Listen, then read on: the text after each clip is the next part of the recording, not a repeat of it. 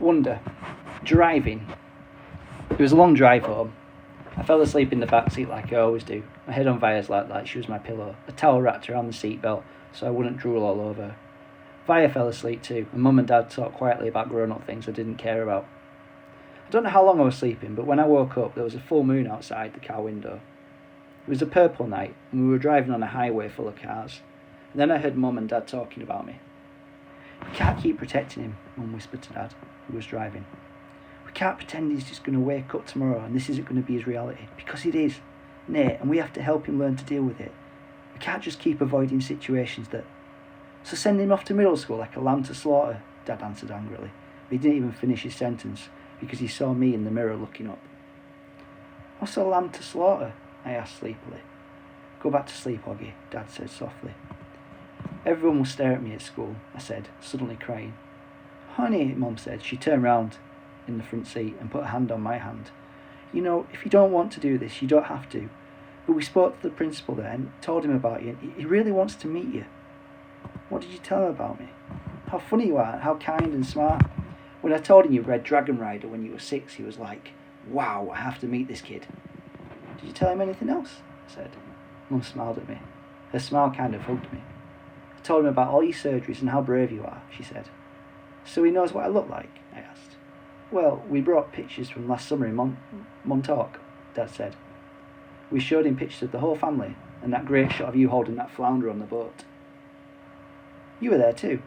I had to admit, I felt a little disappointed that he was part of this. "We both talked to him, yes," Dad said. "He's a really nice man." "You would like him," Mum added. Suddenly it felt like they were on the same side. "Wait, so when did you meet him?" I said. "He took us on the tour of the school last year," said Mum. "Last year?" I said. "So you've been thinking about this for a whole year and you didn't tell me?" "We didn't know if you'd even get in, Oggy," answered Mum. "It's a very hard school to get into. There's a whole admissions process. I didn't see the point of telling you and having to get you all worked up about it unnecessarily." "But you're right, Oggy. We should have told you when we found out last month that you got in," said Dad. "In hindsight," sighed Mum, "yes, I guess." "Did that lady who came to the house that time have something to do with this?" I said. "The one that gave me a test?" "Yes, actually," said Mum, looking guilty. "Yes. You told me it was an IQ test," I said. "I know, well, that was a white lie," she answered. "It was a test that you needed to take to get into the school. You did very well on it, by the way." "So you lied," I said. "A white lie, but yes. Sorry," she said, trying to smile. But when I didn't smile back, she turned round in her seat and faced forward. "What's a lamb to slaughter?" I said. Mum sighed and gave Daddy a look. "I shouldn't have said that," Dad said, looking at me in the rearview mirror. "It's not true. Here's the thing. Mummy and I love you so much we want to protect you any way we can. It's just sometimes we want to do it in different ways." "I don't want to go to school," I answered, folding my arms. "It'd be good for you, Oggy," said Mum.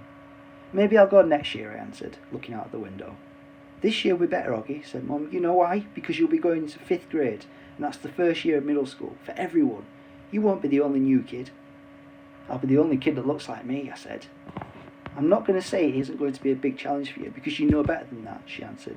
"But it'll be good for you, Oggy. You'll make lots of friends, and you'll learn things you'd never learn with me." She turned in the seat again and looked at me. "When you took the tour, you know what they had in their when we took the tour, do you know what they had in their science lab? A little baby chick that was just hatching out of its egg. It was so cute. Oggy, it actually kind of reminded me of you when you were a little baby, with those big brown eyes of yours." I usually love when they talk about when I was a baby. Sometimes I want to curl up into a little tiny ball and let them hug me and kiss me all over. I miss being a baby, not knowing stuff, but I wasn't in the mood for that now. "I don't want to go," I said. "How about this? Can you at least meet Mr. Tushman before making up your mind?" Mum asked. "Mr. Tushman?" I said. "He's the principal," answered Mum. "Mr. Tushman," I repeated. "I know, right?" Dad answered, smiling and looking at me in the rearview mirror. "Can you believe that name, Oggy? I mean, who on earth would ever agree to have a name like Mr. Tushman?" I smiled even though I didn't want to let him see me smile. Dad was the one person in the world who could make me laugh no matter how much I didn't want to laugh. Dad always made everyone laugh. "Oggy, you know, you should go to that school just so you can hear his name said out over the loudspeaker," Dad said excitedly. "Can you imagine how funny that would be? Hello, pager Mr. Tushman?" He was using a fake high old lady voice. "Hi, Mr. Tushman. I see you're running a little behind today. Did your car get rear-ended again? What a bum rap." I started laughing, not even because I thought he was being that funny, but because I wasn't in the mood to stay mad anymore. It could be worse though, Dad continued in his normal voice. Mummy and I had a professor in college called Miss Butt. Mum was laughing now too. Is that for real? I said. Roberta Butt, Mum answered, raising her hand as if to swear. Bobby Butt. She had huge cheeks, said Dad. Nate, said Mum. What? She had big cheeks, that's all I'm saying. Mum laughed and shook her head at the same time. Hey, I know, said Dad excitedly. Let's fix them up on a blind date. Can you imagine? Miss Butt, meet Mr. Tushman. Mr. Tushman, here's Miss Butt. They could get married and have a bunch of little tushies. Poor Mr. Tushman, answered Mum, shaking her head. Oh, he hasn't even met the man yet, Nate.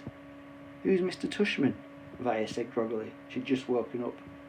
He's the principal of my new school, I answered. Paging Mr. Tushman. I would have been more nervous about meeting Mr. Tushman if I'd known I was also going to be meeting some kids from the new school. But I didn't know, so if anything, I was kind of giggly. I couldn't stop thinking about all the jokes Daddy had made about Mr. Tushman's name.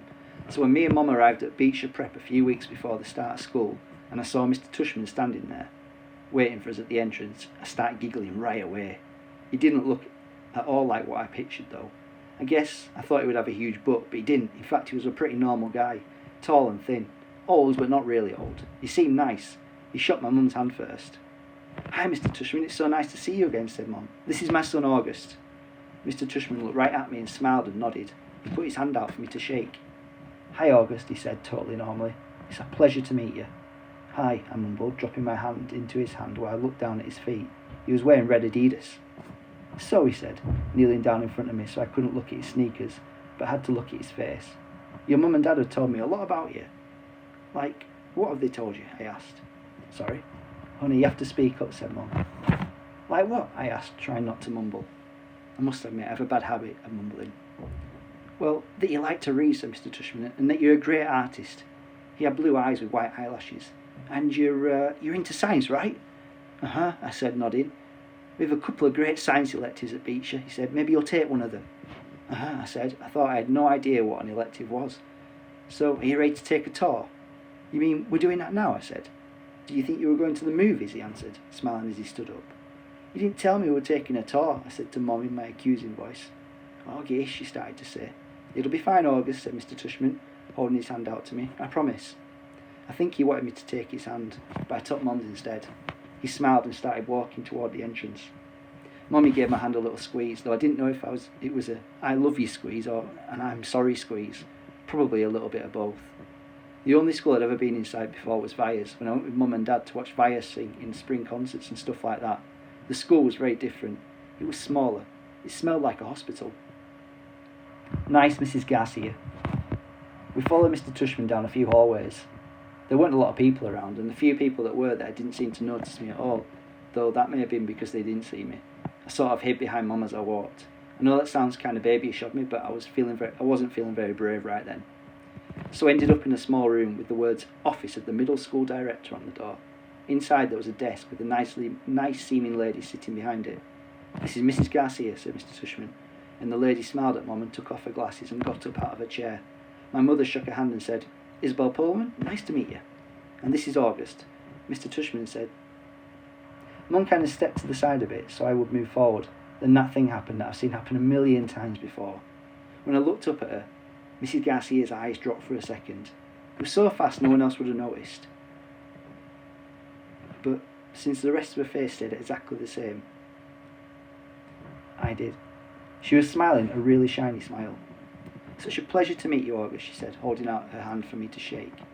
Hi, I said quietly, giving her my hand, but I didn't want to look at her face, so I kept staring at her glasses, which hung from a chain around her neck.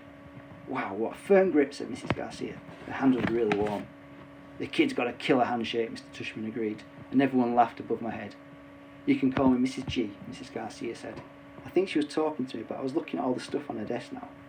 That's what everyone calls me, Mrs. G. I forgot my combination, Mrs. G. I need a late pass, Mrs. G. I want to change my elective. Mrs. G is actually the one who runs the place, said Mr. Tushman, which again made all the grown-ups laugh. I'm here every morning by 7:30, Mrs. Garcia continued, still looking at me while I stared at her brown sandals and small purple flowers on the buckles. So, if you ever need anything, August, I'm the one to ask, and you can ask me anything. Okay, I mumbled. Oh, look at that cute baby, Mum said, pointing to one of the photographs on Mrs. Garcia's bulletin board. Is he yours? No, my goodness, said Mrs. Garcia, smiling a big smile now. It was totally different from her shiny smile. You just made my day. He's my grandson. What a cutie, said Mum, shaking her head. How old? In that picture he was 5 months, I think, but he's big now, almost 8 years old. Wow, said Mum, nodding and smiling. Well, he's absolutely beautiful. Thank you, said Mrs. Garcia, nodding like she was about to say something else about her grandson. But then all of a sudden her smile got a little smaller. We're all going to take very good care of August, she said to Mum, and I saw her give Mum's hand a little squeeze. I looked at Mum's face, and that's when I realised that she was just as nervous as I was. I guess I liked Mrs. Garcia, but Mrs. Garcia when she wasn't wearing her shiny smile.